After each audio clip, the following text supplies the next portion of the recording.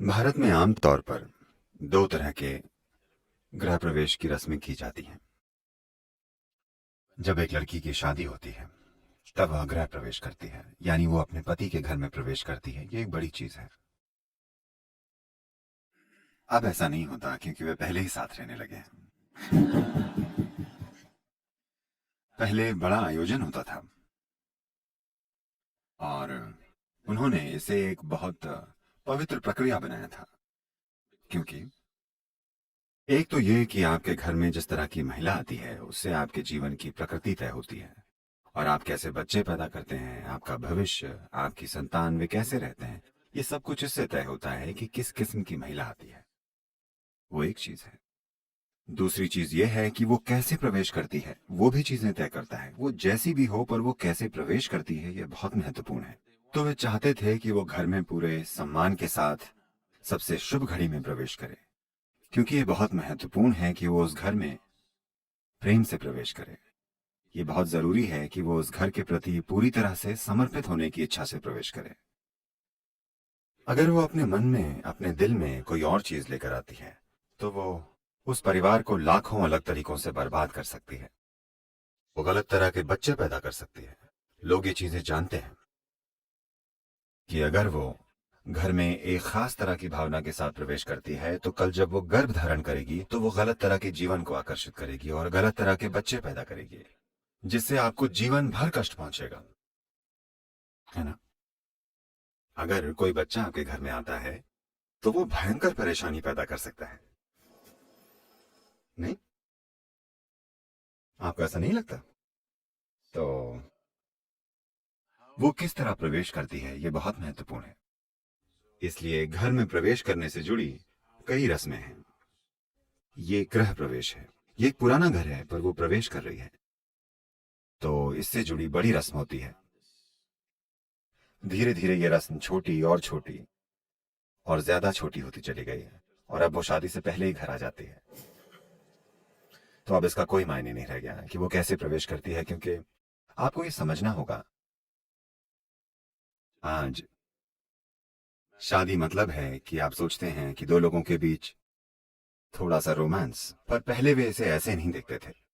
उन्होंने इसे एक साझेदारी की तरह देखा जिससे उनके और उनके बच्चों के बारे में सब कुछ तय होगा, और इस परिवार का भविष्य इस पर निर्भर करेगा कि वो महिला कैसी है और इस घर में कैसे प्रवेश करती है। तो उन्होंने उन्होंने पूरा ध्यान रखा कि वो घर में सही तरीके से प्रवेश करे। दूसरी तरह का गृह प्रवेश तब होता है जब आपने नया घर बनाया हो और आपका परिवार उस घर में रहना शुरू करना चाहता है।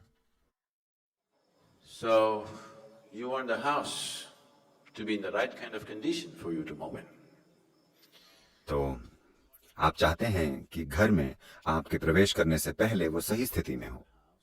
घर का डिजाइन, घर की सुंदरता, किस तरह का पेंट हो, किस तरह का ये हो वो हो, ये सब अलग चीजें हैं, वो भी महत्वपूर्ण है। पर उस जगह की ऊर्जा कैसी है ये बहुत ज्यादा महत्वपूर्ण है। तो इससे पहले कि आप वहां रहें, कोई भी ऐसे घर में कभी नहीं सोता था जिसे पवित्र न किया गया हो।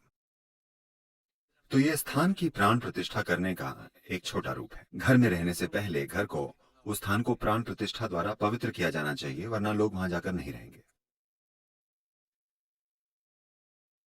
ये सभी चीजें जो की जाती थीं वो मुख्य रूप से जीवन ऊर्जा का एक उन्नत रूप बनाने के लिए की जाती थीं, ताकि वहां रहने वाले लोग स्वाभाविक रूप से खुशहाली की ओर बढ़ें। और ये समझ कि किसी भी इंसान को अप्रतिष्ठित स्थान में नहीं रहना चाहिए, एक ऐसी चीज है जो इस संस्कृति में गहरी बैठी हुई है। क्योंकि ये बिल्कुल ऐसा है मानो आप धरती में पौधा लगाते हैं, और अगर उसकी जड़ें अच्छी उपजाऊ मिट्टी में होंगी तभी फूल खिलेंगे, फल लगेंगे। जिस मिट्टी में ये जड़ें हैं, अगर वो पर्याप्त समृद्ध नहीं है, जीवन को कायम करने के लिए पर्याप्त उन्नत नहीं है, तो फूल और फल नहीं आएंगे। अगर वो आते भी हैं तो बहुत कम होंगे। It will never be a full-blown. कभी भरपूर फूल नहीं आएंगे, पौधा कभी भरपूर फल नहीं देगा। तो जीवन के इन पहलुओं पर हमने हमेशा अत्यधिक ध्यान, बहुत महत्व दिया। आप क्या खाते हैं ये बस उसके बारे में नहीं है, या आप किस तरह का काम करते हैं ये बस उसके बारे में नहीं है, आप किस तरह के स्थान में रहते हैं, पूर्व में ये बहुत महत्वपूर्ण है। तो लोग जो भी सबसे अच्छा तरीका जानते थे उसके मुताबिक उन्होंने हमेशा अपने घरों को प्रतिष्ठित किया और उसके बाद ही उसमें रहने गए। अगर राजा समझदार और दयालु थे तो वे पूरे शहर को प्राण प्रतिष्ठित कर देते थे। वे शहर में तमामों स्थान बना देते थे ताकि पूरा शहर प्राण प्रतिष्ठित हो जाए। वे चाहते थे कि हर कोई प्राण प्रतिष्ठित स्थान में रहे। चाहे आप सड़क पर घूमें या आप धंधा करें या आप उस शहर में रहते हैं, तो हर किसी को एक प्राण प्रतिष्ठित स्थान पर रहना चाहिए। क्योंकि अगर आप उन्नत इंसानों की पीढ़ियां बनाना चाहते हैं तो आपको इस किस्म का स्थान चाहिए, वरना बस संयोग से या व्यक्तिगत प्रेरणा से ही कोई कुछ बन सकता है। आप शानदार लोगों की पूरी पीढ़ी तैयार नहीं करेंगे। This culture produced a galaxy of knowledge. इस संस्कृति ने ज्ञान का भंडार और आत्मज्ञानियों की कतार पैदा की है। हर पीढ़ी ऐसा बस इसलिए पैदा कर पाई क्योंकि उन्होंने ऐसे कई पहलुओं का ध्यान रखा। इस धरती पर और कहीं भी लोगों की एक पीढ़ी भी ज्ञान की गौरवशाली ऊंचाइयों तक नहीं पहुंची है जितनी यहां पहुंची है। पर पिछले कुछ 100 सालों में वो सब टूट फूट गया। पिछले 800 या 900 सालों में ये बुरी तरह खत्म हो गया, क्योंकि आक्रमण हुए, लोग दूसरी जगह चले गए और भी दूसरी चीजें हुई। मैं बता रहा हूं, आप असाधारण बुद्धि वाले अत्यंत ऊर्जावान इंसान तैयार कर सकते हैं।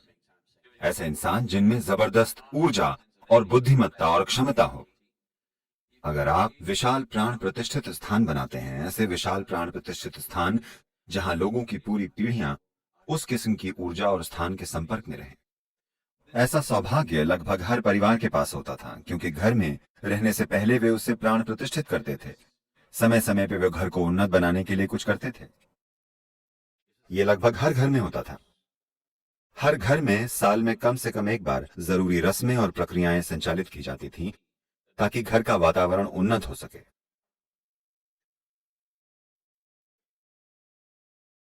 ये एक बुनियादी समझ थी, या एक जरूरी समझ थी कि इंसान को उसकी पूरी क्षमता तक विकसित करने के लिए जरूरी माहौल कैसे तैयार करें।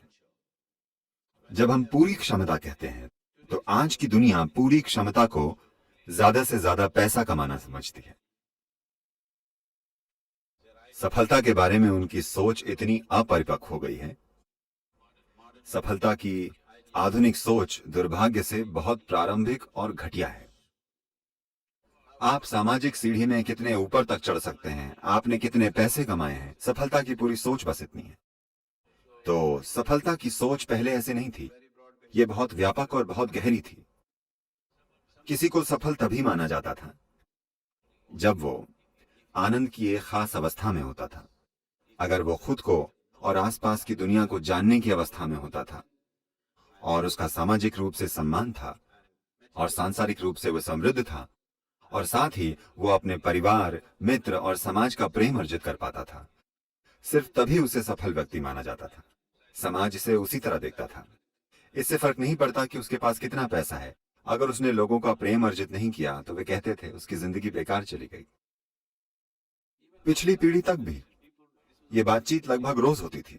लोग कहते थे, क्या फर्क पड़ता है कि आपके पास कितना पैसा है, क्या आपने लोगों का प्रेम कमाया है, क्या आपका परिवार आपसे प्रेम करता है, क्या आपके आसपास रहने वाले लोग आपसे प्रेम करते हैं, क्या दूसरे लोग आपको प्रेम देते हैं या नहीं। यही सबसे महत्वपूर्ण चीज है। ये कोई फिलॉसफी नहीं है। दुनिया में ये एक आम चीज थी जिसे हमने समाज में 30 से 40 सालों में काफी हद तक उखाड़ फेंका है। तो गृह प्रवेश बस यही था कि आप इस पौधे के विकास के लिए सही किस्म की मिट्टी बनाना चाहते हैं ताकि वो फूले फले। अगर उसे